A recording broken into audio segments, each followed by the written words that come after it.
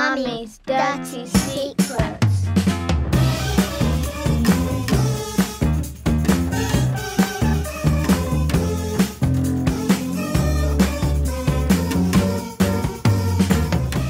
Hello and welcome back to Mummy's Dirty Secrets. We're on episode 7. I'm Yasmin. And I'm Kelly. 7 already, blimey. Yeah. Time flies. What are we on about today? What are we talking about today? Boobies. Boobies, bazookas. Boobies, bosoms, badongas. Hi, Tony. He said that men can find way more words for their schlongs than women can find for their fangitas. Yeah, probably. That's what he said, yeah. They do, because they come out with random words, don't they? And you're like, what are you talking about? Oh, you're talking about your winky. Don't men on average think about sex every, however, I think it's a certain amount of seconds. I don't know if that's even true. But I suppose they've I imagine, on the brain, like, isn't it? Boys, when they're, I don't know, whenever they start. Is it like, you know, like a girl when we start getting periods and boobs and things like that, you become a hormonal. What do boys get? What's their hormonal? What did the Wet balls dreams. grow, or? I think theirs happens in stages, doesn't it? I think you get wet. I don't know if there's a set order to it. Again, maybe someone can clarify if it normally happens in a certain way, but they get wet dreams. Their voice changes, doesn't it? Oh, yeah. And then they say balls drop, but does that mean they do drop? Yeah, I think so. That's like the eggy bit. Do you wake up one day and it just swings down like one of those little... Oh, like those balls. I've forgotten what they're called. Yeah, I used to love those. You wake down and suddenly they're just swinging between your legs. Oh, so they drop rather than grow. Is that the case? Maybe because maybe they're sort of released, like a trap door. Because Nigel, the cat, when he needed to be done, he only had one. Oh. Yeah, and it was definitely only one bubble. Because the other one was still inside. So when he had them removed, they had to like do a little cut on his side and take go it up out. in and take it. So they've got to be actual physical things, haven't they? Isn't it funny when you start discussing the opposites? Anatomy, how little we know, really. Yeah. Well, my dad didn't know that women have 3 holes. Up until about 5 years ago. And my mum's response was, you can't go up it. No, because, our wee-wee comes out of a different hole. But it's kind of located in the same place. Yes, so I can forgive them for thinking it comes out the same. Yeah. That'd be awkward, wouldn't it? You definitely can't intercourse in your urethra or whatever unless you were really, really, really minuscule endowed. Yeah. Even so, no, wouldn't, would it? I don't think there'd be any pleasure Anyway, boobies, bosoms, bazookas, lallies. I've not heard of that one. You haven't heard of lallies? No. Lils I've heard of. Yeah. Fun bags. My worst word for them is I don't like tits. Tits. I don't like that word. Show your tits. It's quite funny. Yeah, that's not a word I would ever use for boobs. I would say boobs. Yeah, I don't like that I think even in a medical, we were talking about, you might say different for vagina as a medical term. I think I would go to the doctor and say boobs, not I might say breast. I always think of chicken. Yeah. When people say breast. We say breastfeeding, don't we? Because you wouldn't I wouldn't say boob feed. And it's the same here in Spanish as well, because when you they say pecha, which is like the breast, but then you get the pechuga of the chicken, don't you? Yeah. So I always think of chicken, but I mostly think of food, so that's probably it as well. Anytime anyone talks, I'm automatically thinking of food. So,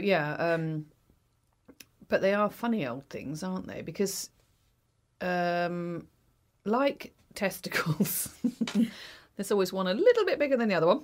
There is. And one that hangs a little bit lower than the other one. I'm on the left bigger. Yeah, me too. Oh. Yeah. And it was my better feeder as well. Well, yes, because I automatically hold that side. Maybe that's what because I'm right-handed, so I automatically held on that side. But I didn't feed very well because they were both lip-tied, so but I pumped. That's fine. And I remember Rob trying to help. I had a manual pump.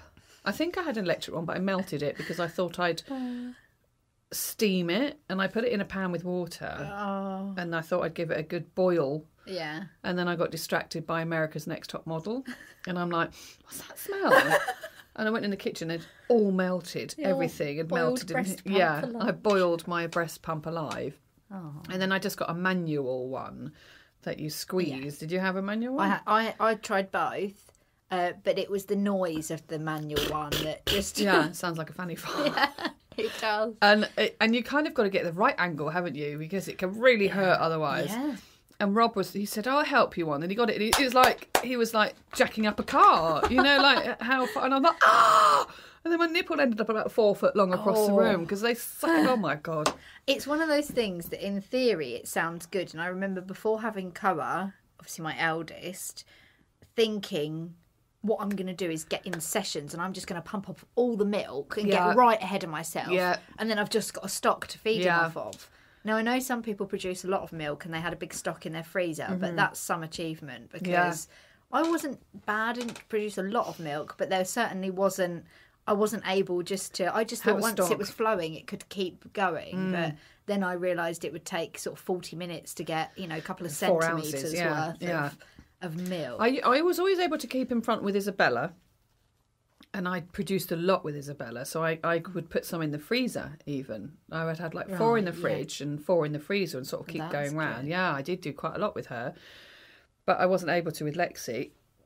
And for Lexi, I could only get the fore milk. Right. I never was able to get the hind milk, apparently, whatever that is. You learn these words, don't you, when new things come. And I think another thing that men wouldn't realise is it doesn't just come out of one hole. Yeah. The milk, does it? It's like a little sprinkler. Like a little miniature shower head. Yes, and exactly, yeah. So it's not just like one hole that shoots out like a hose. It's because now, obviously, I was just about to say I'm breastfeeding the kittens. Bottle feeding the kittens that I'm hand-rearing.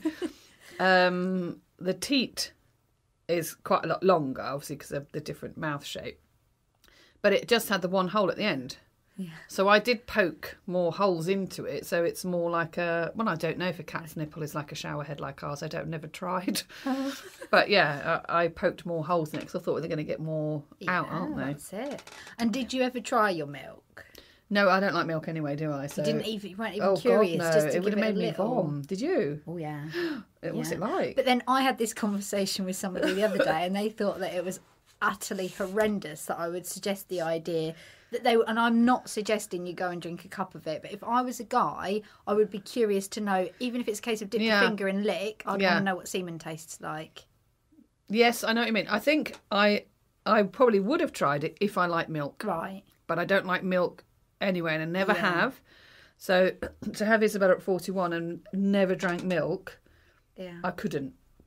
But if I'd have been a milk drinker, I probably would have done it. I mean, I wouldn't have drunk a cup, but that would have sort of felt like some form of cannibalism or something. Yeah. Well, some people now have their placenta, don't they? That's going to be really... If it was made into tablets, that sounds quite good. That's what they do, don't they? Take it home and fry it, which is what I've heard of. Have it in a burger, a bit of cheese and onion. Yeah. No. Relish. But I have just put some on my finger and the milk is sweet. It's very sweet. Oh, so like evaporated milk. So if I'd have known that, I would have drank some. I love evaporated milk. Because of the sugar in it. Rob accidentally drank his sister-in-law's once. That's brilliant. Apparently she had some... to put them in an ice cube tray. So like the little squares. And he'd made himself a drink and just popped, like you turn it over and pop the things out. Yeah. And she was like, where's my breast milk gone? And he I don't think he's ever scarred for life with that. Especially like your sister-in-law. Yeah. Or imagine worse, probably your sister. But yeah, he's mentally scarred with that one. Oh, yeah, but I know, I wonder how many men have just had a little taste of their own juices. Yeah, I think I suspect it would be quite high, wouldn't it, really? I mean, an alternatively, I've heard of a lot of women just putting it in their tea.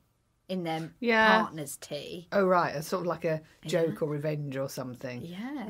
Which sounds quite funny, but if somebody said to me, I've just put semen in your in your tea... You'd be a little bit disappointed. Not okay. No, I think you'd see it as well when you wouldn't mix in. You probably would, yeah. But again, I suspect it's probably a fetish of some people to actually do the suckling as well as enjoying the milk itself. Yeah. Because some women can just keep going. Because then they say the more you do it, it'll just keep producing, won't it? Yeah. And but how come when you pump, it doesn't? Yeah, that's strange, isn't it? I don't get that. And when you're hot in the bath, I don't know whether it just kind of opens everything up, but I would find that after finishing feeding, I'd leak in the bath. Yeah. I remember going out once with Rob and he was like, and he was sort of like coughing and pointing, and I had two like saucer-shaped milk things on I forgot to put some pads in, you know. Oh, yeah. You don't realise the seepage because I wasn't breastfeeding because I wasn't able to. Yeah. I was just pumping. But yeah, I think I was only able to pump for about 6 weeks with both of them. Oh. And then it sort of got less and less. I'm like, oh, because I was quite proud of myself for getting quite a lot out each day. Oh, that's good. Yeah. Great. Oh, and the milk boobs. I mean, yours must have been huge. Oh my God. And what was that? What's it called? Mastitis? Oh, that's not fun either, is it? I've never experienced such pain. And I was leaning over a sink with hot water. Because they said about cabbage leaves, you put cabbage leaves on as well. I didn't do it, no. I did sweet wrappers, not the same thing, no. But yeah, I would have hot flannels on them because you don't know what it is. Also, do you? When you first have the baby, you think, "What the hell? Why are they so hard and massive?" Lumpy as well. And it can go all down the sides as well. All into your glands. Yeah. So I remember I kept trying to breastfeed the both of them, and like my bosom was twice the size of her head.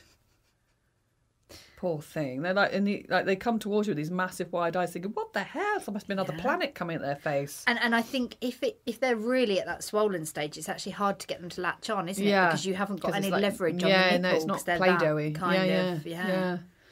Yeah, some people love it though, don't they? They really. A friend of mine, she breastfed her little one till I think she's about 3.5, and then when the little one didn't want it anymore, it's that rejection, isn't it? She did say that she felt like, why don't you want me anymore? You know, it's that separation, isn't it? That the baby doesn't need. It is a real emotional thing that you kind of don't even anticipate happening, and then when you stop feeding, it can be quite. Yeah. It's quite sad. Yeah. Yeah, my baby's moved on. I think another friend, she fed hers till they were about 4. Yeah. Yeah, no, I did want to. It just didn't happen. But I didn't realise that they were lip-tied. Oh. And it was only... I'd never heard of it. I've heard of tongue-tied, but I didn't know that was anything to do with breastfeeding. Oh, yeah, I thought that's what you were referring to. I thought tongue-tied, I thought was just like when you couldn't speak properly, but obviously no one can see what I'm doing. I'm pointing that line underneath your tongue. That stringy bit. Yeah.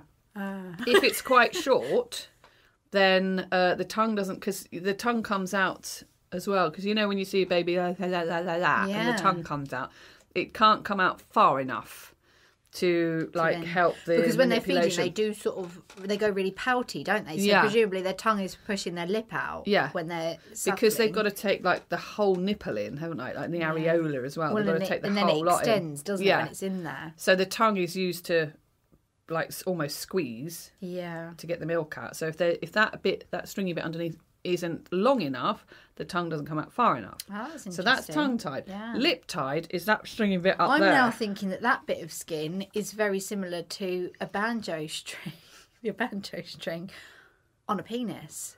You know, you have that connecting bit of the foreskin to the head. There can be a bit of... The banjo. I've never heard it called a banjo string before. I'm thinking I didn't know you played a musical instrument. Get the banjo out. Yeah, play the funny banjo.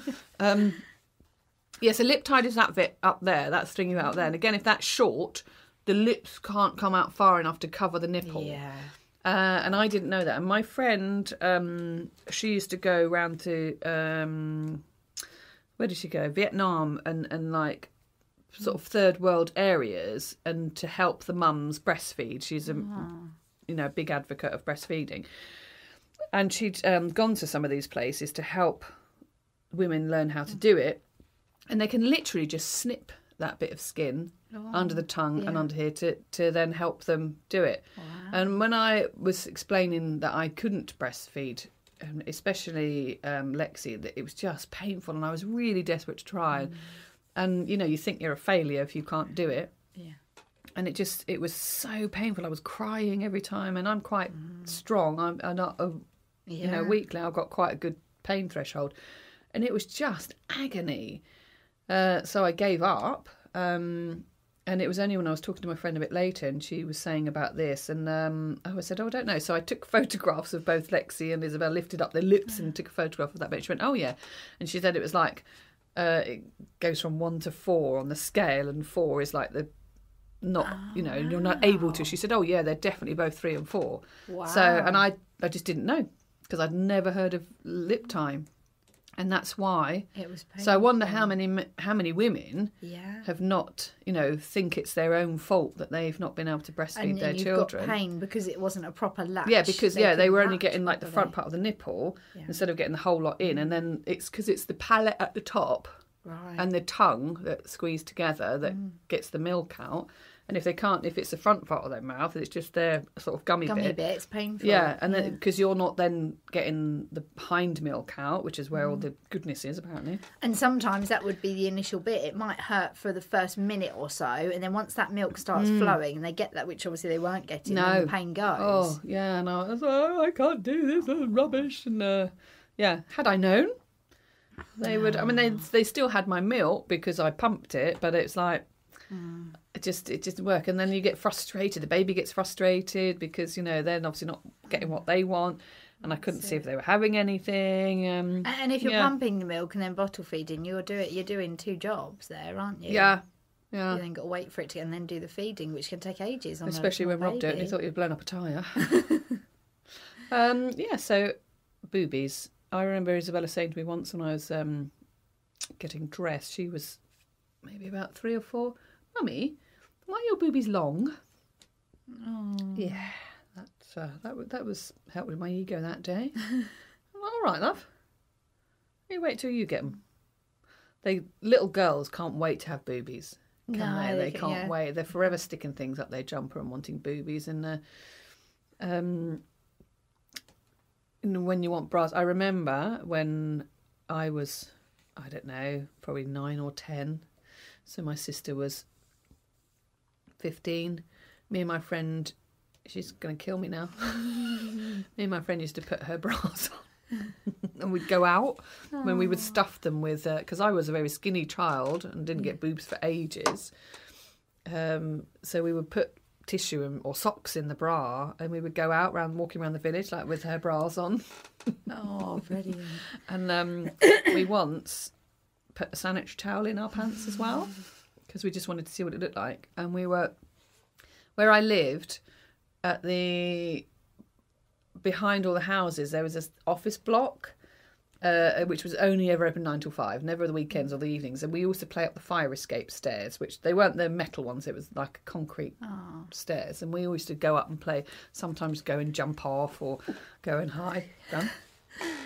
And I was up there once. We were up there, me and my friend, and we had these bras on with stuff with tissue or socks and a sanitary towel in our pants as well. And my brother walked past, and we were giggling. And he said, "What are you doing up there?" And we're like, "Nothing."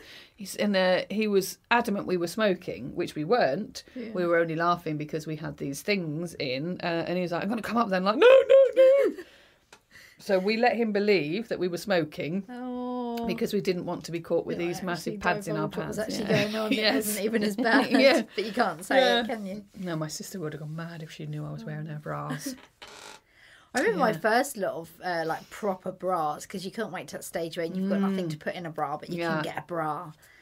Mine came from Tummy Girl. Do you remember? Tummy Girl? Yeah. And I think my mum bought me a selection of sort of more, and they felt grown up at the time. Grown up bras and knickers. Yeah, I didn't want to wear one. I didn't want to wear a bra. I had nothing for ages because I danced every night of the week, all day Saturdays. The more physical you are, the longer it is that you develop. Yeah. So I was the last one at school to wear a bra, the last one to have periods and things like that, because I was skinny and tall. And they used to sing to me, "Hee hee hee, ha ha ha, Kelly does not need a bra." That was a lovely song that I had sang to me. So when I did start developing, and your nipples get swollen, I didn't want to put a bra on them because I was already embarrassed that I didn't wear a bra and everyone else did. So So I didn't. I kind of just wanted to get through all of school without having to go, because I must have been like 15 probably before I had a bra. Yeah. And and I went to a friend's party once, I remember, and I had a white blouse on, and I wouldn't put this bra on because I didn't want to. I was embarrassed to wear it because I didn't think I had anything to put in it except these swollen buds. So I didn't, and my mum went mad. Why haven't you got your bra on? I don't wear my bra. I've got nothing to put in it.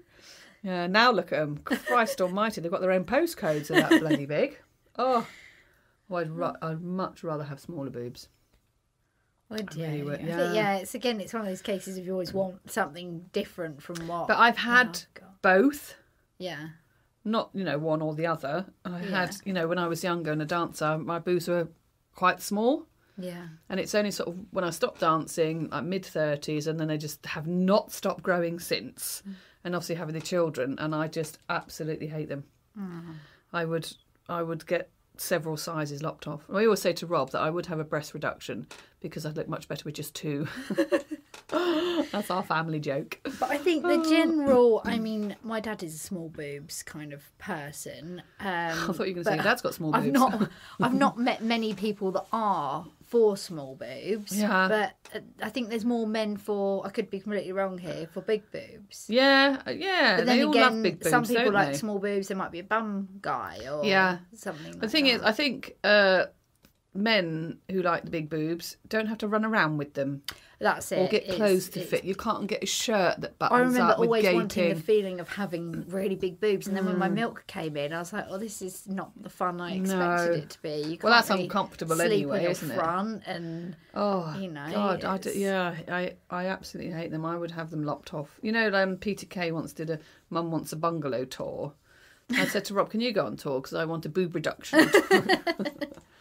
But there's things that being the shape that I am, quite sort of boyish and very petite. There's things that you don't think about, and obviously you dress big boobs differently than what you would smaller boobs. And my brother's girlfriend has a beautiful figure, and she's very curvaceous. And she said to me once, "I can't wear things like a vest top and like hot pants or shorts because it looks very provocative." The kind of things that in summer I wouldn't think twice before putting on my shorts, even if they're short shorts, because I've got really chickeny, skinny legs. It doesn't look too much. Whereas I suppose if you're quite curvaceous, you probably feel like you're out on show. So, I would very rarely wear something cleavagey because I just think people are just looking, and I don't wear push-up bras. I don't wear anything. I'm kind of like, when you're older, you can't help it. I can't help it. No, I absolutely can't stand them. I bought a dress last summer that was a crossover. Crossover's quite good for big boobs, but it still came, so I've got a pin in here, I don't like them on show at all.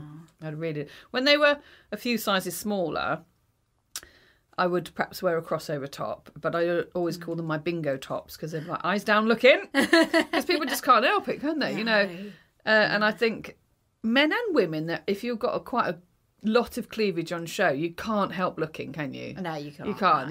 No. A woman would look and a man would look. And unfortunately, if you do wear something low cut, people are going to look.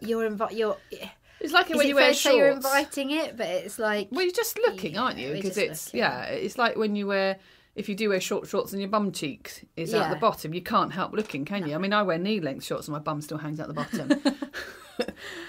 No, you can't help looking at naked flesh. No. Anyway, can you? That's what it is, yeah. But it's just so much more difficult. Having had smaller boobs to now bigger boobs, it is... I find it annoying for like trying to get things to fit.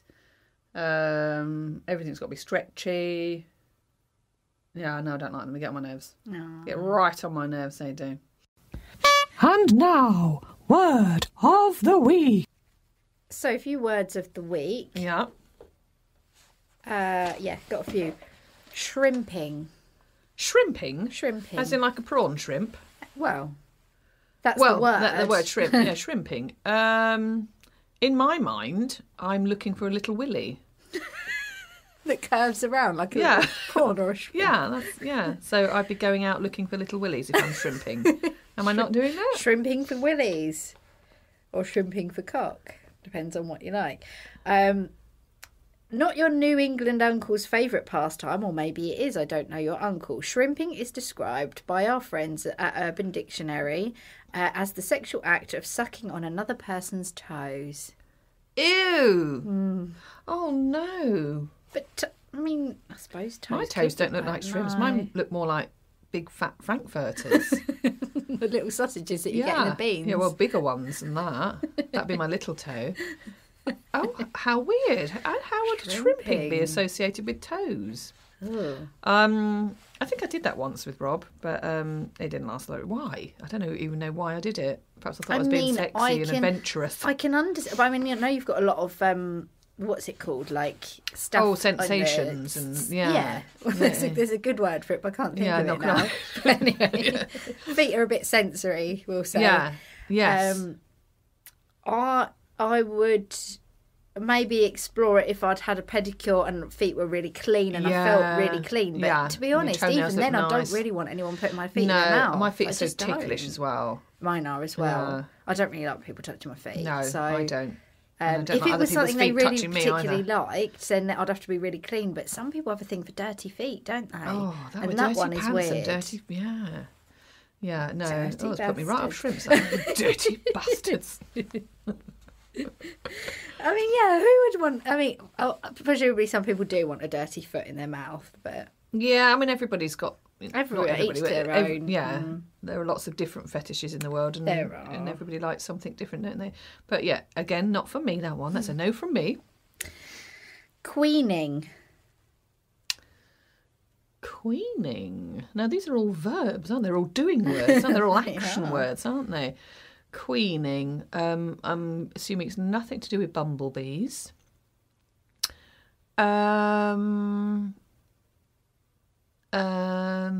Is it dressing up with a tiara? I wish it was. Oh, this doesn't sound good. No, it's not too bad, and this one does make sense when you know. To put it simply, queening, which can also be known as kinging, is the act of sitting on someone's face to facilitate oral, or in some cases, anal sex. Okay, queening, like you're on the throne. Yeah. Yeah, because it's a bit more, I was going to say forceful, but it's like, there's oral, and then there's like oral, and I think if you're sat on someone's face, you're acting like it's a bit of a queen. I get that. Yeah, you're sitting on the throne kind of. So thing. I guess it's kinging if it's a man. Somebody's kind of worshipping you in a way. Yeah. So yeah. So queen. Okay. Yeah. Don't mind that one. Yeah. In the word sense. Yeah, exactly. Yeah. I wouldn't know. They'd have to panic buttons. Panic buttons. They wouldn't get a safe word out. They couldn't breathe. Oh, and if they started pinching your bum or something, you'd just think they were enjoying it. Yeah. Or just, not movement there. Hello. Have you died? And now it's time for the Agony Aunt of the Week. Okay, so I have been sent another Agony Aunt. So, my boyfriend is the biggest chatterbox I've ever met, and what makes it worse is that on the rare occasion I do manage to get a word in edgeways, he stares at me vacantly, so it's clear he's not listening to a word I say. I do want to dump him, but there's a weird reason that I haven't. He's got a third nipple in the centre of his rib cage, and when he takes his t-shirt off, his torso resembles a very kind-looking face. I've lost where I am now. His regular nipples look like eyes, his additional nipple a little nose, and his belly button looks like a cute, surprised little mouth. Anyway, I've taken to calling this chest man Christopher. And when my boyfriend is sleeping, I love having long, one-sided conversations with him about my feelings and what's happened during the day. Christopher's a great listener, and although he never responds, it's clear he oozes compassion and sympathy. I've started to develop strong sexual feelings for Chris and taken to kissing his mouth / belly button when my boyfriend is snoring heavily. I realised things have gotten out of hand when I became frantic one morning last week after spotting some belly button fluff in my boyfriend's navel. "Take it out!" I screamed. "Christopher's choking!" What should I do? That went in a direction that I wasn't expecting. Nor I when I read that. No. No, I wasn't expecting that one. Thanks for the surprise there. Why Christopher, I wonder? Yeah. I wonder what the boyfriend's name is. That he's a good chest listener, man's isn't called. he, Yeah. Christopher? With his little surprised mouth. I don't think I would be able to put myself in said shoes because I don't like belly buttons. I don't like looking at them. I don't like touching them. I don't like people touching mine either. I found a crisp in mine once when I was pregnant. Still at it. So I'm not sure what the dilemma is here. Is it that she needs to think that it's a bit irrational having this obsession with chest man Christopher? Yeah. And just picturing some fluff in the belly button. I'd like to see Christopher's face, to be honest. Yeah.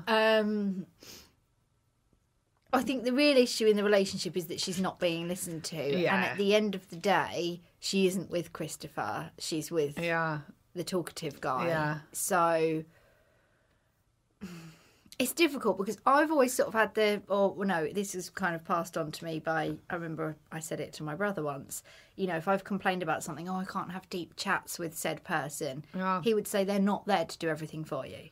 Yeah. That's what your girlfriends are there exactly, for. Yeah. So, but if this is actually causing a problem... Maybe she hasn't got a group of girlfriends that she can have that chat to. But there's some things that you do want to tell your partner, and actually if he's not listening, then it is... there's normally one that's more of a talker than the other. It's always going to be the case, isn't it? Yeah. And it might just be that he needs a good listener. Maybe he doesn't want much of a talker, and work out maybe if that works for you... And you can get your chat with your girlfriends, or if it doesn't. But or he might not even realising. Do we think Christopher's allowed to stay, or? Well, I'm a bit concerned for his health if he's going to choke on his fluff. Yeah, it could go one way or the other, couldn't it? She might suddenly. Well, I don't know if it's a he or she actually. They might suddenly realise. Actually, this isn't, this has gone a bit silly or a bit strange, and I'm not actually having the relationship with a bigger person, just the chest. Yeah. And if there are sexual feelings there, how does that surround? How do you have sex with someone's face on their chest?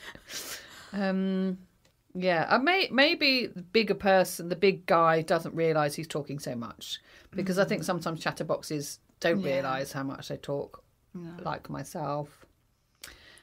So they may not realise. So it might, again, like I think we've said on every Agony Aunt conversation, you've got to have that conversation, haven't you? And I feel like probably, I reckon I annoyed the hell out of people when I was younger. Oh, because God, me too.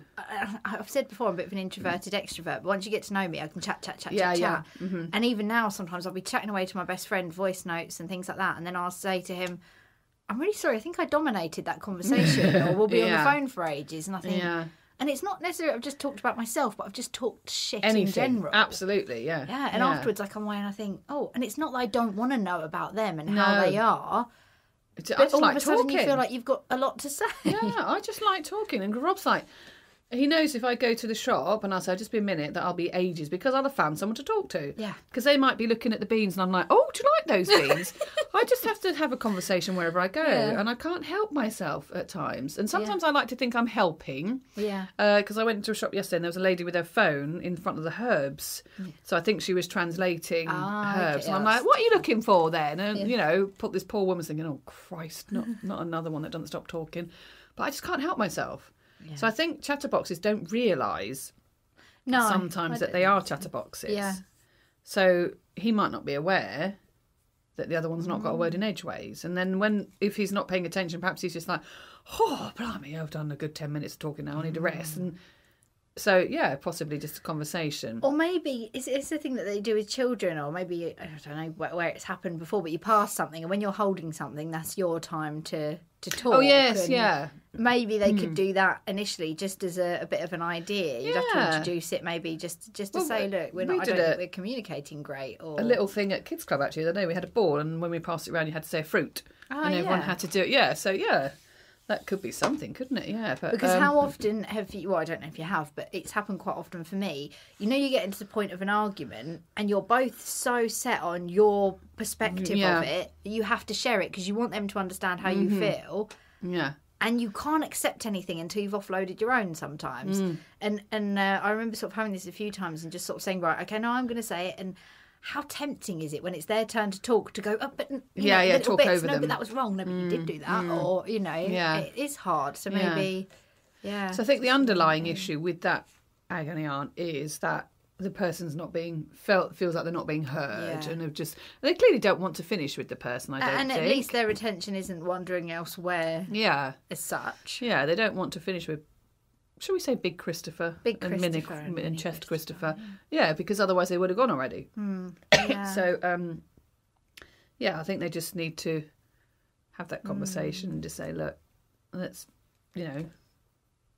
you talk, I talk, you talk, I talk, maybe. Yeah.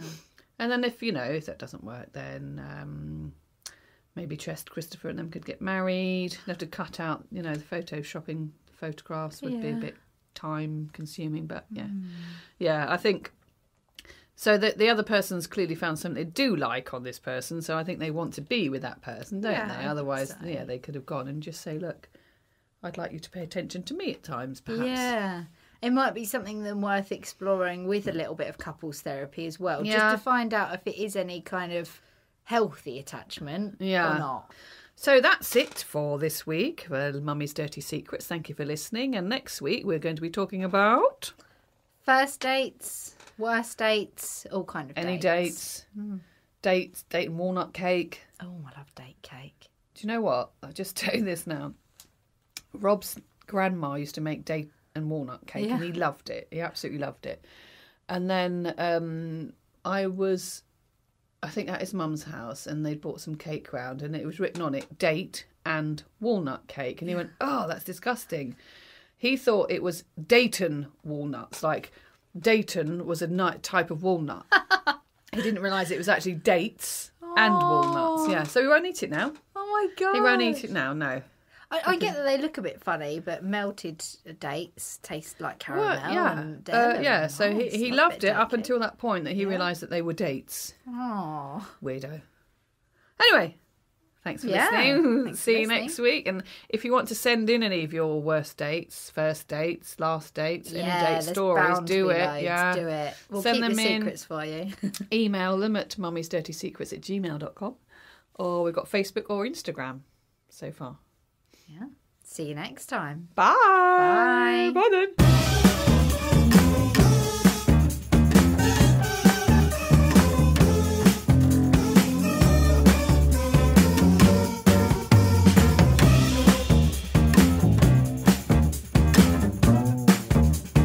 Mummy's Dirty Secrets.